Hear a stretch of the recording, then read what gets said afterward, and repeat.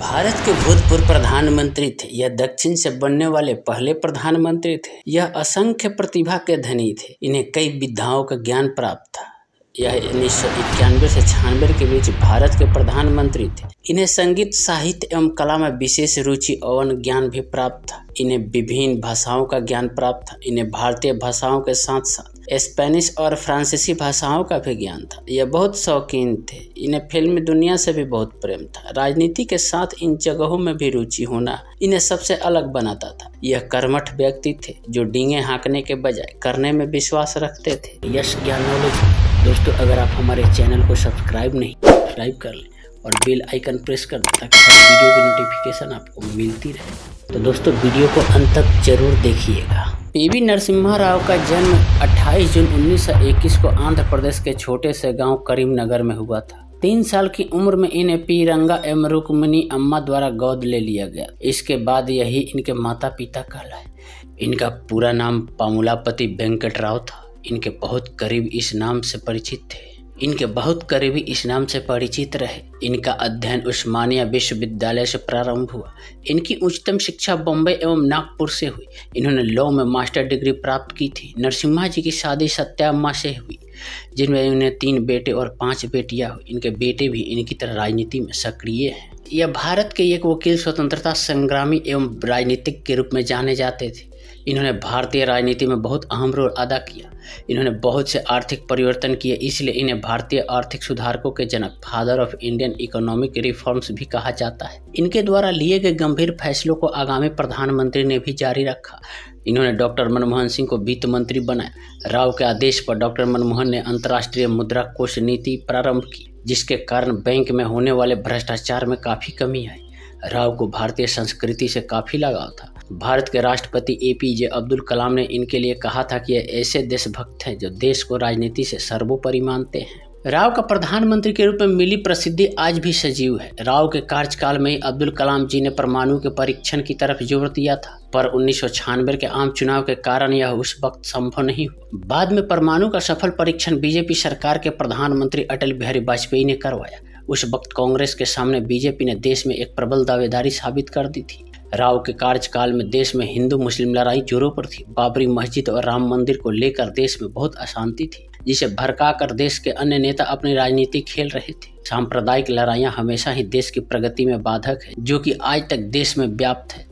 इन्हीं सब घटनाओं जैसे इंदिरा गांधी की मौत के बाद देश में फैली अशांति, बाबरी मस्जिद के टूटने के कारण हुए दंगे, इन्हें बहुत परेशानियों का सामना करना पड़ा। नरसिम्हा राव जी को भ्रष्टाचारी होने का आरोप भी झेलना पड़ा, पर इन्होंने किसी भी आरोप पर अपने मत नहीं रखे, इसलिए इन्हें गूंगा प्रधानमंत्री कहा गया।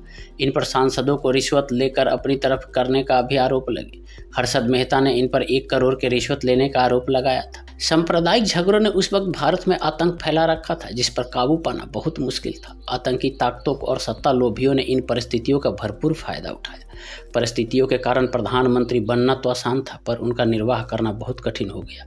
इंदिरा के कार्यकाल के दौरान नरसिम्हा राव जी गृह मंत्री थे। उस वक्त भी इन पर कई सवाल उठाए गए। राजीव गांधी की मृत्यु के बाद नरसिम्हा राव जी को एक प्रबल दावेदार के रूप में देखा गया, इसलिए इनका नाम प्रधानमंत्री पद के लिए सामने आया। नरसिम्हा राव जी का स्वास्थ्य बहुत खराब रहता था, लेकिन वे अपने दायित्वों का निर्वाह पूरी लगन और निष्ठा से किया करते थे। इनके दिल में देश प्रेम अपार था। स्वतंत्रता सेनानी से प्रधानमंत्री के पद तक पहुंचने में इनमें देश हित बहुत प्रबल था। यह पहले ऐसे प्रधानमंत्री थे जो दक्षिण के थे, जिनको हिंदी नहीं आती थी। जवाहरलाल नेहरू एवं गांधी परिवार के अलावा यह पहले ऐसे प्रधानमंत्री थे जिन्होंने पूरे 5 सालों तक भारत के शासन को संभाला। नरसिम्हा राव ने महाराष्ट्र के नंदलाल से चुनाव लड़ा और उसमें 5 लाख वोट से जीत हासिल की। इसके लिए उनका नाम गिनीज बुक में शामिल किया गया। इन्होंने कांग्रेस को एक सफल राजनीति दी। उस वक्त प्रधानमंत्री अगर सफल थे तो गांधी एवं नेहरू परिवार से थे, परंतु उन सभी की मृत्यु ने देश को बहुत आघात पहुंचाया।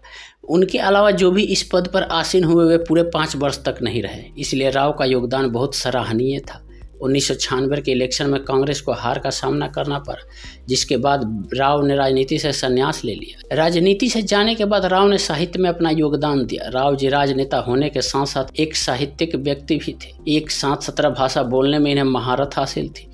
इनकी मातृभाषा तेलुगु थी, लेकिन इनकी मराठी भाषा में अच्छी पकड़ थी। इन्होंने कवि की रचनाओं को तेलुगु में रूपांतरित किया। PB राव कई उपन्यास और हिंदी को अन्य भाषा में रूपांतरित किया। नरसिम्हा राव बाबरी मस्जिद एवं राम मंदिर पर भी लेख एवं किताबें लिखी, जिसमें इन्होंने महत्वपूर्ण बिंदुओं को रखा। कई बार व्यक्ति उच्च पद पर आसीन होने के कारण खुलकर अपनी बातें को कह नहीं पाते, शायद इसी तरह की स्थिति इनकी भी थी। राजनीति से संन्यास के बाद इन्होंने अपनी कलम के जरिए कई बातों को उजागर किया, अपनी मनोदशा को शाब्दिक रूप से व्यक्त किया। नरसिम्हा राव राजनीति को दी इनसाइडर नॉवेल में कैद किया, जो इनके अनुभवों और इनके विचारों को उजागर करता है। 23 दिसंबर 2004 को नरसिम्हा राव का निधन हो गया। राव जी का स्वास्थ्य खराब रहने लगा था। इन्हें श्वास लेने में काफी तकलीफ थी, जिसके कारण कुछ दिन अस्पताल में रहने के बाद इन्होंने संसार को अलविदा कह दिया। राव जी का राजनीतिक जीवन कठिन था, खासकर प्रधानमंत्री बनने के बाद। इन्होंने आर्थिक क्षेत्र में जो परिवर्तन किए थे वे सराहनीय थे, जिन्हें बाद के सभी प्रधानमंत्री ने स्वीकार किया। परमाणु परीक्षण की इच्छा इन्हीं के काल से उत्पन्न हुई थी।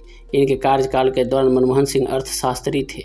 तो दोस्तों, कैसी लगी नरसिम्हा राव जी की जीवनी, आप हमें कमेंट करके जरूर बताइएगा। अगर चैनल को सब्सक्राइब नहीं किए हैं तो सब्सक्राइब कर लीजिएगा।